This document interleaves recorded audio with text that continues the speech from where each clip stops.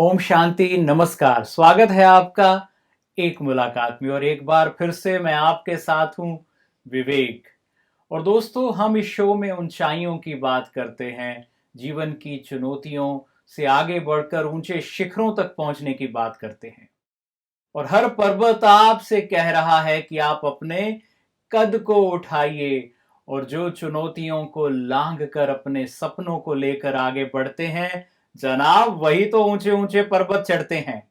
और आज हमारे साथ जो विशेष मेहमान है, आप हैं भारत और विश्व की जानी मानी पर्वतारोही नैना सिंह धाकड़ जी। आइए उनसे बात करते हैं, उनके जीवन के बारे में जानते हैं और जानते हैं कि प्रजापिता ब्रह्मा कुमारी ईश्वरीय विश्वविद्यालय के मुख्यालय के परिसर में आकर वो कैसा महसूस कर रही हैं और यहाँ पर वो किन ऊंचाइयों पर चढ़ने का प्लान बना रही हैं। नैना जी, बहुत बहुत स्वागत है आपका। विवेक भाई, आपका बहुत बहुत शुक्रिया एंड ओम शांति आप सभी को। कैसा लग रहा है यहाँ आकर? सच कहे, मैंने जब गेट अंदर पार ले लिया है तो आई फील कि ये जो है वो बाप का घर है, मेरे पिता का घर है। और ऐसा लगता है कि मैं उनके गोद पे हूँ। तो एक वाह! सेफ्टी मुझे ये फील हो गई कि गेट के बाहर की दुनिया और गेट के अंदर की दुनिया में कितना फर्क है, वो मैंने डेफिनेशन निकाल लिया है। तो यहाँ आकर बड़ी आपको एक दिव्यता, अपनापन बिल्कुल। महसूस हुआ कि आप बिल्कुल। परमात्मा की छत्र छाया में हैं, जी। आप बाबा की छत्र छाया में जी। हैं। तो जब आप ऊंचे-ऊंचे पर्वतों पर चढ़ते हैं, जी। वैसे कहा जाता है कि सफर जितना भी मुश्किल होता है, तो मंजिल भी फिर उतनी खूबसूरत होती है। करेक्ट, सही कहा है तो किसी ने। आप जब ऊंचे पर्वतों पर चढ़ती हैं, तो वहां जाके कैसा मंजर होता है? देखिए, ऊँचाई से पहले तो एक था कि मेरे अंदर डर था, कि मुझे ऊँचाई से डर लगता था। और इसको मैंने कैसे चेंज किया है अपने अंदर के लिए, कि जो डर था उसे ही मैंने अपना पैशन बना लिया, उसे ही अपना एम बना लिया, उसे ही अपना हिम्मत बना लिया। तो ऊँचाइयों को चढ़ने में जो कहते हैं ना कि आप अपने लक्ष्य को प्राप्त कर लेते हो, उसके बाद क्या? तो ऊँचाई वैसे ही है मेरे लिए कि मैं उस ऊँचे स्थान पे पहुँच जाती हूँ, उसके बाद क्या? लेकिन जो रास्तों की जो कठिनाइयाँ होती हैं, जो परिस्थितियाँ होती हैं, उसको जो मैं महसूस करती हूँ, तो मैं सोचती हूँ कि हर एक इंसान को ये फ़ील होनी चाहिए, हर काम के प्रति। क्योंकि हर एक काम में एक ऊँचाई सीढ़ी होती है और वो उसका पहला जो काम होता है, वो फर्स्ट स्टेप। अगर आप ज़िंदगी के पहले स्टेप को ले लेते हैं या किसी काम के पहले स्टेप को ले लेते हैं, तो ऑब्वियसली आप उस ऊँचाई को मतलब पार कर किसी भी लेते हैं। काम करने के लिए पहला कदम बहुत ज़रूरी होता बहुत है। इम्पोर्टेंट है। जी। तो आपने पहला कदम, फिर दूसरा कदम, फिर तीसरा कदम, ये कदम बढ़ाते-बढ़ाते किन ऊँचे शिखरों को छू लिया है? मैं एक्चुअल में 2010 से इस फ़ील्ड में हूँ और अब तक 12 साल पूरे कंप्लीटली हो गए हैं, ये 13वां साल है। और 12 साल में मैंने ऊँचाइयों को नापते-नापते पता नहीं मैं कितने पर्वतों को चढ़ चुकी हूँ। लेकिन एक बार ख़्याल आया कि शायद क्या हम 2 पैरों से ही चल सकते हैं? या 4 पैरों की भी हमें ज़रूरत पड़ेगी? तो ये थिंक थी कि मेरा जो मिशन होता है, बेटियों के ऊपर होता है। जैसे हमारे माननीय प्रधानमंत्री मोदी जी का नारा है, बेटी बचाओ, बेटी पढ़ाओ। उनका एक मिशन है और उसी में इंक्लूडिंग मेरा मिशन है, बेटी बचाओ, बेटी पढ़ाओ। बेटी नहीं किसी से कम, बेटी से मिलेगा देश को दम। तो ये मैं मिशन पे काम करती हूँ। कुछ एक्सीडेंट हो रही थी लाइफ में लड़कियों के साथ। सोचा मैंने कि ये वाक़ई में शिक्षा को लेके है या क्लोथिंग को लेके है या संस्कार को लेके है। तो मेरे अंदर की एक लड़ाई थी कि मैं उन बच्चियों के लिए कुछ करना चाहती थी। घर पे ये मालूम था कि ये पहाड़ों पे जाती है, पर पहाड़ों पे बाइक से या साइकिल से जाएगी ये नहीं मालूम था। मैं और मेरी एक फ्रेंड है हरियाणा से, सविता मलिक, हम दोनों ने डिसाइड किया कि हम साइकिल से एक बार टूर करते हैं। वाक़ई में जो लोगों की थिंकिंग है वो कैसी होनी चाहिए। हम पैदल तो चलते हैं, क्लाइंब तो करते हैं पहाड़ों को, अब साइकिल से ट्राई करते हैं। तो हमने विश्व की सबसे ऊँची मोटरेबल पास होती है, लद्दाख में है ये। हमने उसे क्लाइंब किया साइकिल से। इस 9 डेज़ में हमने उस टॉप पे आए। उस बीच का जो सिचुएशन था कि हर इंसान आपके लिए कैसा सोचता है, एक लड़की के लिए कैसा सोचता है, एक स्पोर्ट पर्सन के लिए कैसा सोचता है, नॉर्मली एक गृहस्थ जीवन वाले कैसे सोचते हैं, एक आध्यात्मिक कैसा सोचता है, वहाँ पे हर टाइप के लोग मिले। और जी। उससे ये सीखने को मिला मुझे कि यस, अगर हम अच्छा कार्य कर रहे हैं ना, तो ईश्वरीय शक्ति हमें खींचती है। ईश्वर ने हमें वो रास्ता दिया और हम वो कर रहे हैं। अब बखूबी जब हम वो 9 डेज़ का वो कवर किए, तब पता चला यस, ये सब जो है मोह माया में डूबा हुआ है। उनकी थिंकिंग चेंज करने वाले हम हैं, हम बदल सकते हैं। और हमने बखूबी वो किया कि वहां किसी को ये नहीं डाउट था कि हमारे कपड़े छोटे हैं या हम लड़की हैं, हम कैसे दिख रहे, बिल्कुल किसी ने ये नहीं कहा। साथ ही जब हम चल रहे थे साइकिल से, काफी सारे फोर्सेस होती है, वो ये कहते थे कि लोग बाइक से जाने के लिए इतना मतलब तपस्या हो जाता है, आप लोग दोनों लड़की बिना किसी सपोर्ट के साइकिल से जा रही है उस हाइट पे।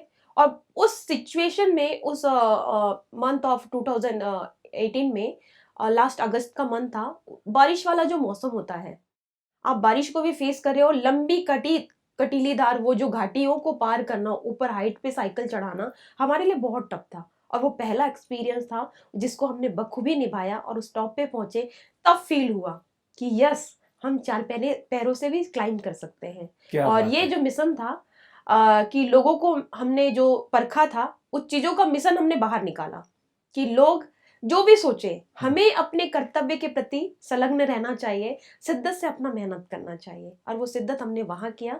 आफ्टर वहां के 2 माउंटेन हमने 3 डेज में कवर किए। इस लद्दाख की हाईएस्ट माउंटेन है स्टॉक कांगरी एंड गोलेब कांगरी, जो 6000 मीटर के अराउंड में है। और जो साइकिलिंग भी किया था वो 6000 मीटर का था। मतलब 13 डेज में हमने ये जो तो तीनों कवर किया। लोग कहते थे तुम पागल हो क्या, बिना किसी सपोर्ट के तुम लड़कियां पागल हो क्या, ये ऐसा कहते थे। हम कहते थे शायद ईश्वर ने हमें ये सेलेक्ट करके रखा है कि हम इस चीज कार्य को करने के लिए आए हैं।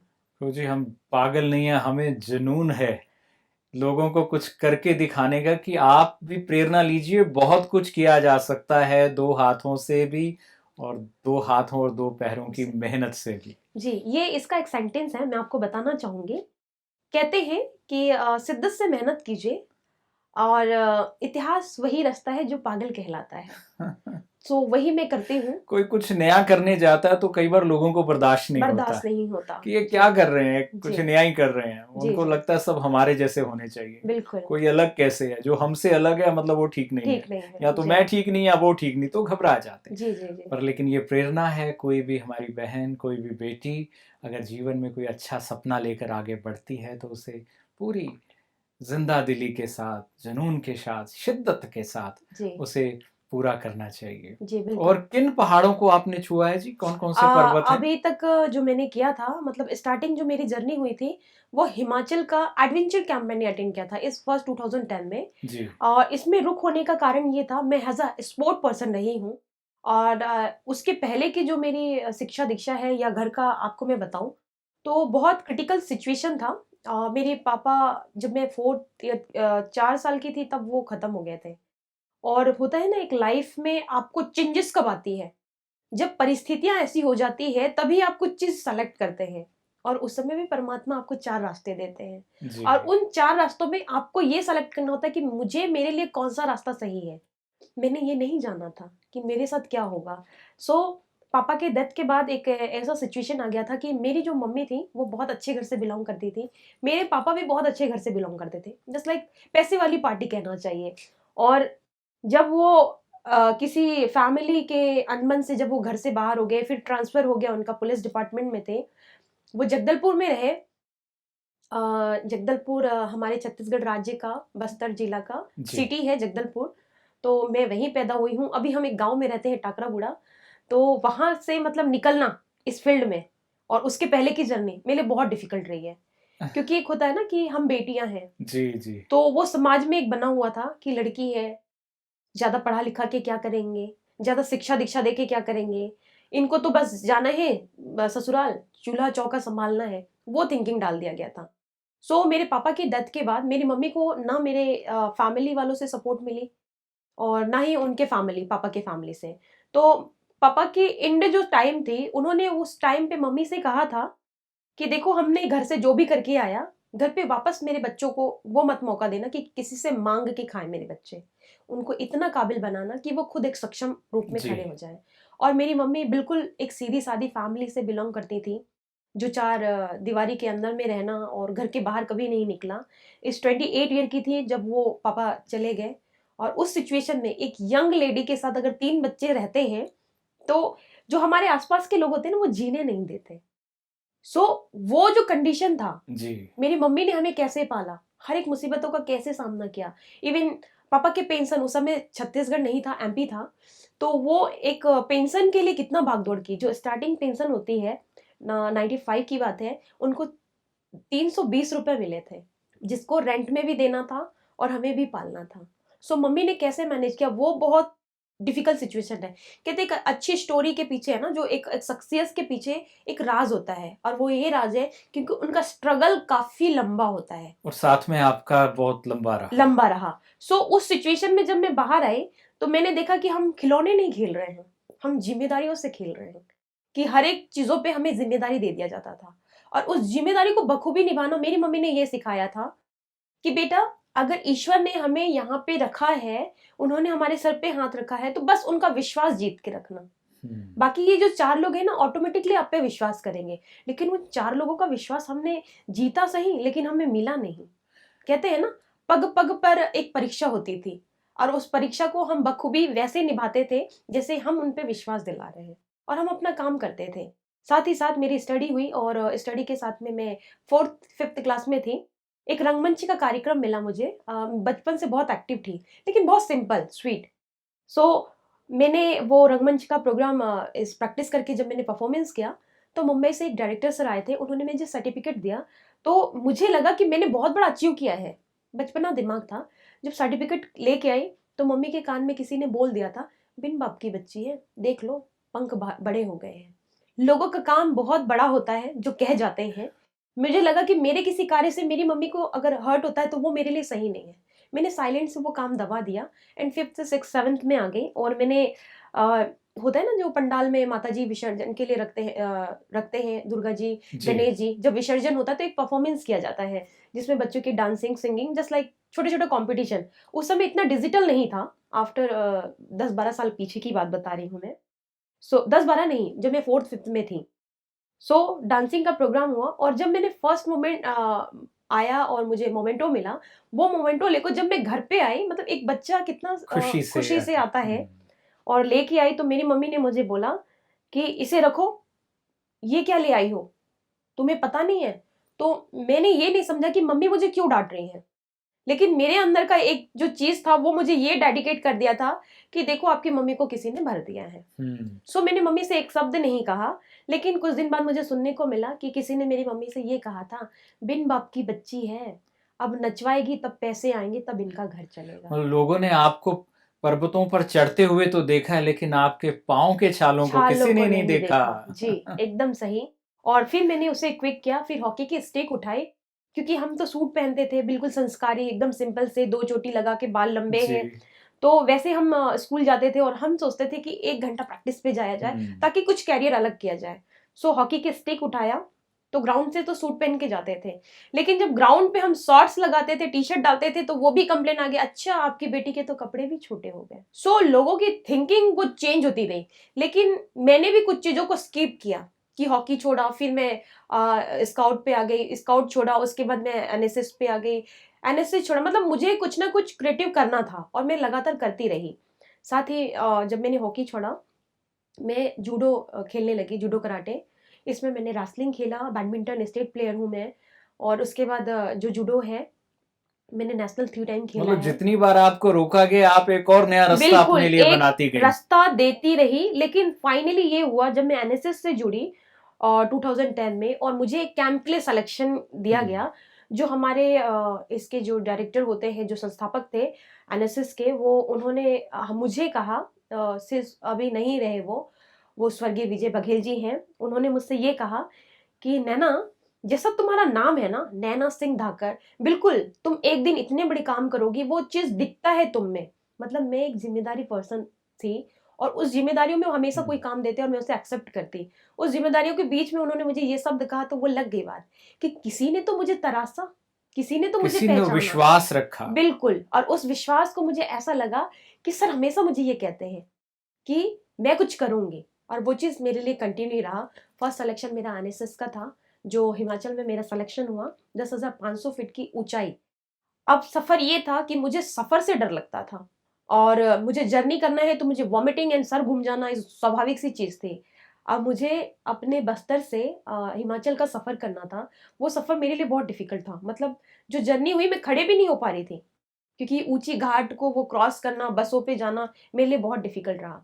जब मैं वो कायम की। और जब वहां गई तो दूसरे एक व्यक्ति ने मुझे पहचाना, हिमाचल के ही हैं, इंस्टीट्यूट से, भूपेंद्र सर करके। सो उन्होंने कहा कि नैना, तुम में है ना कुछ बात है, तुम बहुत कुछ करोगी। तो एक और मेरे पास प्लस पॉइंट आ गया। और जब मैं वापस आई तो बस पहाड़ों को देखने लगी थी, क्योंकि हम तो सी लेवल पे होते हैं, यहाँ तो जी। पहाड़ है नहीं।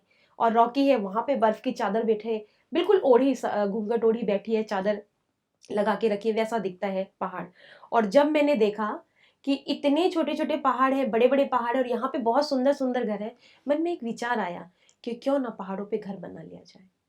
तो मैं बहुत छोटी थी, फर्स्ट ईयर में थी, और मेरे दिमाग में ये ख्याल आया, क्यों ना पहाड़ों पे घर बना लिया जाए। जब तक मैं घर पहुंची, मुझे ये नहीं पता था कि पहाड़ ने मेरे हृदय में घर बना लिया है। जी। सो 2011 में मैं स्टडी के साथ, क्योंकि मैं घर से पैसे नहीं लेती थी, क्योंकि पढ़ाई पे भी मेरे को बॉन्डिंग था, तो मेरी मम्मी ने ये कहा था कि मैं पैसे नहीं दे पाऊंगी, क्योंकि वो सिचुएशन ऐसा था कि वो पैसे नहीं दे सकती थी। और मैंने भी 7th क्लास से मम्मी से ये कहा था, मैं आपसे कभी डिमांड नहीं करूंगी किसी भी चीज़ का, लेकिन मेरी पढ़ाई कभी मत रोकना। सो मेरी मम्मी ने ना मुझे पढ़ने के लिए कभी फोर्स किया, ना किसी काम के लिए फोर्स किया। मैं बच्चों को ट्यूशन लेती, कुछ बच्चों से पैसे कलेक्ट होता तो वो अपनी कापी किताब में काम आ जाती, कुछ बच्चों से मैं पैसे ही नहीं लेती, बिना ऐसे ही शिक्षा दे देती ताकि उनका भविष्य बन जाए। सो वो चीज़ मेरे अंदर आने लग गया था। और फाइनली जब मैं 2011 में आई, तो मैं कॉलेज की स्टडी के साथ मैं पार्ट टाइम जॉब करना चाहती थी, और मैं टाटा स्टील के पास एज अ, मैंने बोल दिया था डायरेक्टली, इंटरव्यू ही दे दिया था। मैंने कहा मुझे पार्ट टाइम जॉब चाहिए ताकि मैं स्टडी कर सकूं और मेरे इस माउंटेन के फील्ड में मैं कुछ कर सकूं। उन्होंने मुझे देखा, समझा, जाना, और यही कहा कि क्या आप माउंटेन्स में अगर कभी मौका मिले तो जाना चाहोगे? मैंने कहा बिल्कुल। तो मुझे तो ये मालूम था कि माउंटेन मतलब जो मैंने करके आया कैंपिंग, बहुत सारे लोग मिलेंगे, अच्छा एक क्रिएटिव रहा, बहुत अच्छा सीखने को मिला, बस ये था। लेकिन 2011 में जो भारत की पहली महिला है मिस बछेंद्री पॉल मैम, उनके टीम में सम्मिलित होने का मुझे सुनहरा अवसर मिला, जी। और वो मेरे लिए गोल्डन चांस था। सो 2011 में हमने इंडिया की मतलब 12 वुमेन्स अलग अलग स्टेट से उस पे पार्टिसिपेट हुए, और सबने औहदा रखा हुआ एक था कि उस फील्ड में सबके पास बहुत एक्सपीरियंस था, सारे एक्सपर्ट थे, और मैं नादान, जो मैं ऐसे डिमोटिवेट एरिया से आ रही हूँ, वहां से निकलना और उस फील्ड में शामिल होना, डायरेक्ट इंटरनेशनल फ्लाइट देखना। सो मेरे लिए बहुत लकी था कि मतलब क्या हो रहा है मुझे कुछ नहीं पता, लेकिन मैंने ये माना था कि ईश्वर ने मुझे शायद इस काम के लिए चुना है। मुझे कुछ डिफरेंट करने की जो शक्ति थी, मुझे जो समाज में बदलाव लाने की शक्ति थी, वो मुझे लाइक मिल गया है, और मैं अपनी लाइन को लेके आगे बढ़ रही हूँ। आफ्टर जब मैंने माउंटेन पे क्लाइंब किया, सारा सबमिट हो गया, एज अ भूटान अराउंड किया हमने मुक्तिनाथ का, और जब हम डाउन आए तो एक ख्याल आया, वहां पे एक ऐसी दुर्घटना हुई कि होता है ना कि दिन और रात आपको चढ़ना है जी। एक क्लाइंब करने के लिए, मतलब आप टाइम नहीं देख सकते कि आप किस टाइम पे क्लाइंब करें, इस दिन और रात क्लाइंब करना है। सो मुझे लगा कि मैं बहुत शायद थक गई हूँ। जब मैं नीचे आई रोड से, उस माउंटेन की चोटी को देखा, मैंने प्रणाम किया, मैंने कहा भाई अब तो नहीं होगा मुझसे, कहाँ मैं फंस गई। सो एक होता है ना कि हम जब अच्छे काम के लिए होते हैं ना तो थोड़े टायर्ड भी हो जाते हैं, और उस समय एक्टिव करने वाला चीज क्या होता है, आपका जुनूनी कीड़ा, हम्म। कि आपके अंदर जो कीड़े चल रहे होते हैं ना जुनून के, वो हमेशा बरकरार रहनी चाहिए। और वो वापस घर आते तक मैं निराश होने लगी, ओफो मैं कहाँ आ गई, मुझे तो माउंटेन में ही रहना है, मुझे माउंटेन में ही कुछ करना है। सो कोच बनना एक मेरा मुद्दा था कि हम एक स्पोर्ट से कोच बनेंगे।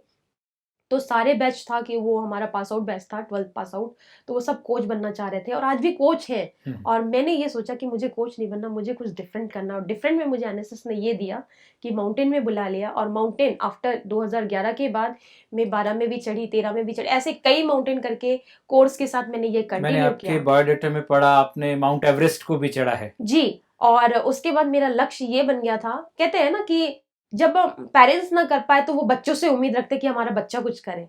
पर मेरी मम्मी के ऐसे कुछ डिमांड नहीं थे, बस एक सपना था कि मुझे मेरे एरिया पे जो चीजें हो रही है उसे चेंज करना था, कुछ डिफरेंट करना था और डिफरेंट चीज देना था। मैं छत्तीसगढ़ में पहाड़ को लाना, बताना किसी को बहुत मेरे लिए इजी नहीं रहा वो पल। जी। सो 2021 में मैंने माउंट एवरेस्ट, जो विश्व की सबसे ऊंची चोटी है, जब मैंने क्लाइंब किया था, उसकी हाइट 8,848.86 मीटर थी। और उसी के साथ में विश्व की चौथी ऊंची चोटी है जो माउंट लोहस्य है, जिसकी हाइट 8,516 मीटर है, वो मैंने एक साथ 10 दिनों के कम समय में क्लाइंब किया। दोनों एक साथ हाँ चढ़ गए। जी, दोनों एक साथ क्लाइंब किया। और ये बैक टू बैक क्लाइंब करने का मैंने वर्ल्ड रिकॉर्ड अपने नाम किया है।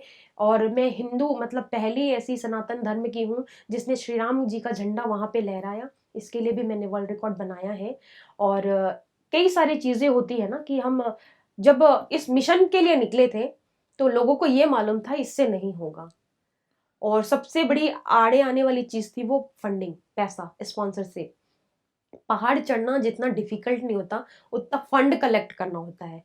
और जो माउंटेन का गेम है वो बहुत कॉस्टली है, बहुत रिस्की है। आप एक स्वाभाविक सा गेम अगर खेल लें, किसी भी गेम को कम से कम बजट में खिलवा सकते हैं बच्चों को, इवन अच्छा उनको प्रमोशन दे सकते हैं, और सेफ्टी भी हो सकती है। लेकिन माउंटेन का गेम बहुत डिफिकल्ट है, सही ये बात है। एडवेंचर ऊपर स्पोर्ट्स। ऊपर भी मुश्किल, बर्फीली हवाएं, बिल्कुल ऑक्सीजन की कमी, ये सब भी तो फेस करते होंगे आप। बिल्कुल, क्योंकि वहां -40 -50 टेम्परेचर, और जो विंड चल रही है वो प्रति घंटे 60 70 80 के स्पीड में चलने वाली विंड।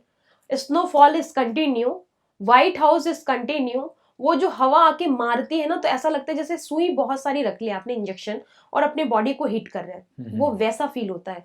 और उस सिचुएशन में हमारे लिए क्लाइंब करना इज वेरी डिफिकल्ट। मतलब हमने अपने आप को प्रॉपर बेस पे रेडी कर लेते हैं कि हर एक सिचुएशन को हमको फेस करना है, और मन बिल्कुल साफ होना चाहिए, क्योंकि माउंटेन में ईश्वर है, वो एक पवित्र स्थान है, उसे हमें गंदा नहीं करना है। सो हम क्लाइंब करते हुए बिल्कुल मन को एकदम शांत रखते हैं, माइंड सेटअप रखते हैं। कहते हैं ना, मेडिटेशन करने से हमारी बॉडी के हर एक पार्ट को, इंद्रियों को हम अपने अरेस्ट कर लेते हैं। सो सबसे पहले हम अपने माइंड को अरेस्ट करते हैं, क्योंकि माइंड अगर मेंटली प्रिपेयर है, फिट है, तो फिजिकली ऑब्वियसली फिट हो जाएंगे। अगर हमारा कोई पार्ट डैमेज है तो हम दर्द हो रहा करके सहते रहेंगे, तो वो पूरा ध्यान उसमें रहेगा। लेकिन हम क्या करते हैं, मेडिटेशन करते हैं और बोलते हैं कि ये दर्द कुछ पल के लिए है। हमारा मेंटली प्रिपेयर हम ऐसे हैं कि हमें बिल्कुल फोकस रखना है कि ये दर्द कुछ देर का है, वो चला जाएगा, हमें अपना काम करना मन है। शक्तिशाली है तो फिर काम थोड़ा आसान हो जाता है। बिल्कुल बिल्कुल। सो ये हमारी जर्नी थी, और एवरेस्ट की जर्नी के टाइम में ऐसे काफ़ी सारी डिफिकल्टी आई। कई लोगों ने ये सोचा था कि 450 क्लाइंबर्स इस बेस कैंप में जब बैठा था, इस वर्ल्ड से आए थे, फॉरेनर्स थे, इंडियंस थे, अलग अलग कंट्री के थे। तो मुझे ऐसा लगता था कि लोगों से जब हम मिलते थे तो लोग कहते थे ये वेजिटेरियन है, ज्यादा कुछ खाती नहीं, दाल चावल खाती है, ये क्या क्लाइंब करेगी, और कछुए की चाल चलती है, इससे नहीं होगा। तो लोग आपको डिमोटिवेट कब करते हैं, तो मुझे लगता है वो डिमोटिवेट को मैंने कभी डिमोटिवेट नहीं समझा, जी। क्योंकि वो मेरे लिए अप्रेरित करने वाली चीज ही नहीं थी, क्योंकि वो मैं बचपन से सुनते आ रही थी। वैसे कहते हैं जो अपने आप को मोटिवेट करके चलते हैं ना, अकेले भी चले, जी फिर एक दिन बहुत बड़ा कारवां उनके साथ चलता है। बिल्कुल। तो आप प्रजापिता ब्रह्मा कुमारी ईश्वरी विश्वविद्यालय के मुख्यालय में पधारी हैं, जी और यहाँ आके आपको लगता है कि जीवन के अंतर की कुछ और भी चोटियां हैं जो चढ़ना बाकी है। जी। क्या सोचती हैं इसके बारे में? मैं बहुत सौभाग्यशाली हूँ कि मैं आज परमपिता परमेश्वर के मैं घर पे बैठी हूँ, और मुझे ऐसा लगता है साक्षात्कार दर्शन जिसे कहते हैं वो तो मैंने पा लिया। अब वो जिस रास्ते पे चलाएंगे मैं उस रास्ते पे चलने के लिए तैयार हूँ। चाहे जितनी भी परिस्थितियां आ जाएं, वो मेरे मन को संभाल के रखेंगे, क्योंकि एक बाप अपनी बेटी को कैसे संभालता, अपनी पुत्री को कैसे संभालता है, बस वही मैं अपने कर्म पे चलती हूँ कि आप जो कराए मैं एक्सेप्ट करती हूँ, क्योंकि समाज में मुझे एक शांति स्वभाव फैलाना है, एक अच्छे कर्म देना है, मैं उसके लिए तैयार हूँ। जैसा कि आप सभी को पता है कि माउंटेन चढ़ना इज नॉट अ इजी, लेकिन मैंने वर्ल्ड की 2 हाईएस्ट माउंटेन, विश्व की 2 ऊंची चोटी, माउंट एवरेस्ट जिसकी हाइट 8,848.6 मीटर थी, और दूसरी जो थी, जो मतलब मेरे लिए सेकंड हाईएस्ट, तो कहते हैं ना कि बहुत सारे माउंटेन हैं, हाईएस्ट इज 14 हाईएस्ट माउंटेन है वर्ल्ड की, जिसमें मैंने फोर्थ हाईएस्ट और फर्स्ट हाईएस्ट दोनों एक साथ क्लाइंब करने का वर्ल्ड रिकॉर्ड हैंग किया है। जो फोर्थ हाईएस्ट थी माउंट लॉस है, जिसकी हाइट 8,516 मीटर थी। ये दोनों को क्लाइंब करने का 10 दिनों के कम अंतराल में मैंने ये क्लाइंब किया, और 2021 में ही इस नॉमिनेट होता है जो एडवेंचर स्पोर्ट्स यानी लैंड एडवेंचर स्पोर्ट्स का मैंने अवार्ड राष्ट्रपति महामहिम द्रौपदी मुर्मू जी के द्वारा लिया है। सो मैं छत्तीसगढ़ की पहली अंतर्राष्ट्रीय पर्वतारोही हूँ, और भारत की पहली जो विश्व की 2 ऊंची चोटी फतह करने वाली महिला हूँ।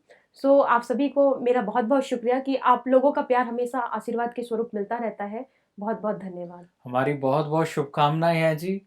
आपने विश्व की 2 ऊंची चोटियों को तो चढ़ा है, जी लेकिन यहाँ इस प्रभु के घर में आई हैं आप, मानव जीवन की उन ऊंची चोटियों को छुएंगे कि स्वयं ईश्वर आपको एक दिन सम्मानित करेगा। बिल्कुल बिल्कुल। और ऐसी हमारी बहुत बहुत शुभकामनाएं हैं। बहुत बहुत शुक्रिया। तो भाई और बहनों, आज आपने मुलाकात की नैना सिंह धाकड़ से, जो कि पर्वतारोही है, माउंट एवरेस्ट सहित कितने शिखरों को आपने चढ़ा है। और दोस्तों, हर पर्वत आपसे कह रहा है, अपना कद उठाइए और आ जाइए और जग पर छा जाइए। और यदि जीवन में सचमुच आप कुछ करना चाहते हैं, चुनौतियां बहुत होंगी, पर्वत बहुत ऊंचे मिलेंगे, लेकिन चढ़ते जाइए, बढ़ते जाइए। फिर वो दिन दूर नहीं जब आप अपने सपनों के मुकाम पर होंगे और जग के लिए होंगे प्रेरणा। और ऐसी ही कुछ और प्रेरणाएं सदा पाते रहेंगे हम एक मुलाकात में। ओम शांति, नमस्कार।